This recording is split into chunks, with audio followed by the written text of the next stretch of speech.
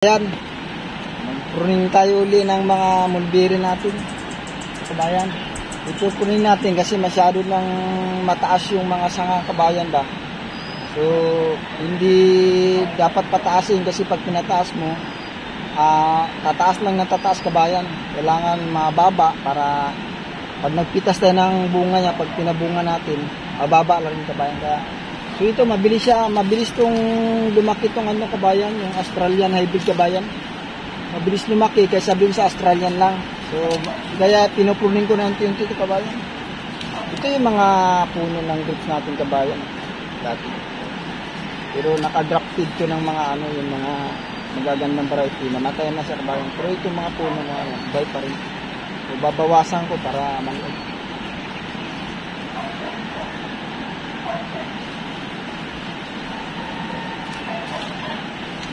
Ang tigas.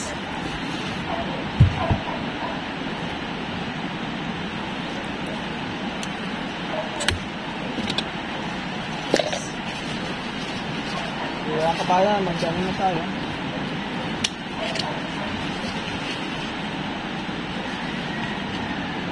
Yung tama lang sa ano ko, kabayan, para pag nagbunga makapitas ko.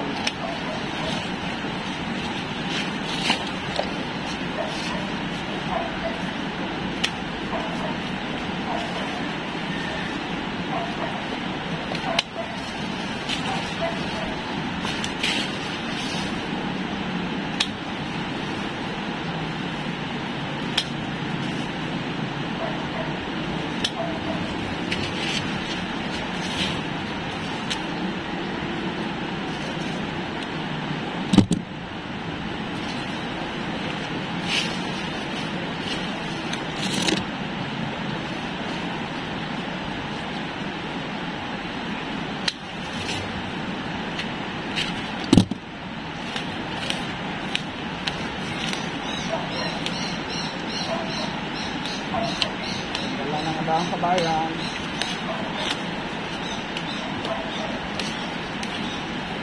Ilang puno to, kabayan? May 100 puno to, kabayan, pero kaya-kaya ko to kasi utay-utay lang naman, hindi naman yung lahat na pinupunin. Utay-utay lang kung saan lang yung gusto kong pabungahin.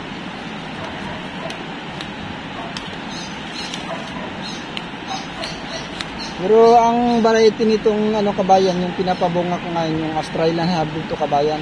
Malalaki rin yung bunga nito.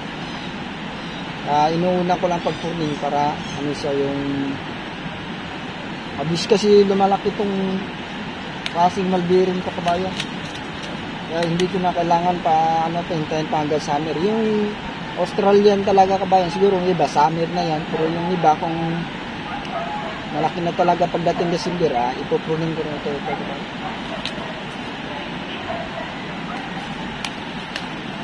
Kasi itong mga mulberry ko, kabayan, kaya tinanim to marami. Ano to, kabayan, kumbaga may pagdadalhan ako ng bungan to, kabayan. Kasi kung naalaala nyo yung dati nag-aano ako, yung namimitas ako, na mayroong mga gustong bungin yung bunga pero hindi ko na ibibintahan dahil yung pinipitas ko, mayroon na may-ari ito, kabayan, kulang pa. Kaya nagtanim kami ng marami ngayon.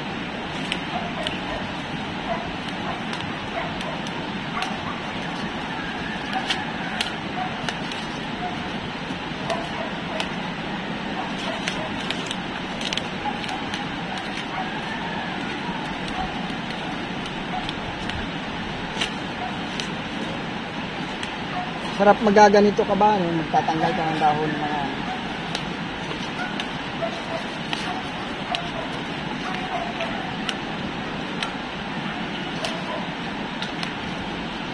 tanggal ka ng mga dahon.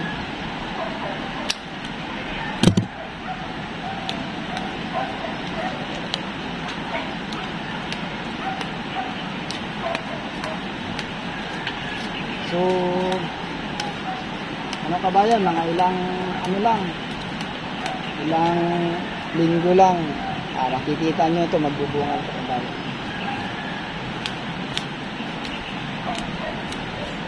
So, kay banda, kabayan.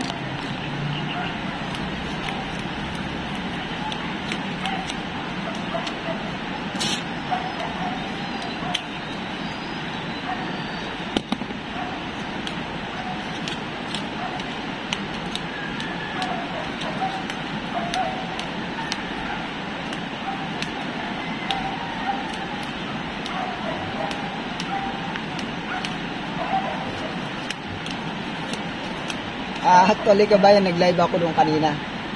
Mayroon nakasilip sa live ko, isa lang yata. Walang sounds yung live ko, kaya binura ko na lang. Lumipat ako dito. Hindi na ako nagla-live. Gumawa na lang ako ng video.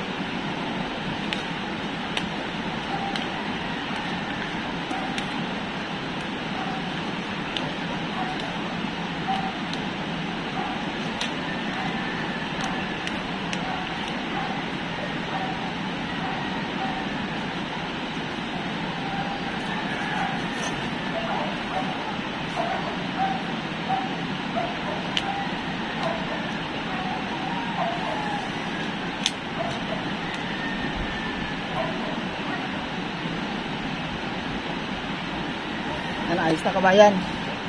At tambakan na lang ng mga organic yung yung puno, magbunga. Tsaka healthy yung kakainin natin na bunga kabayan.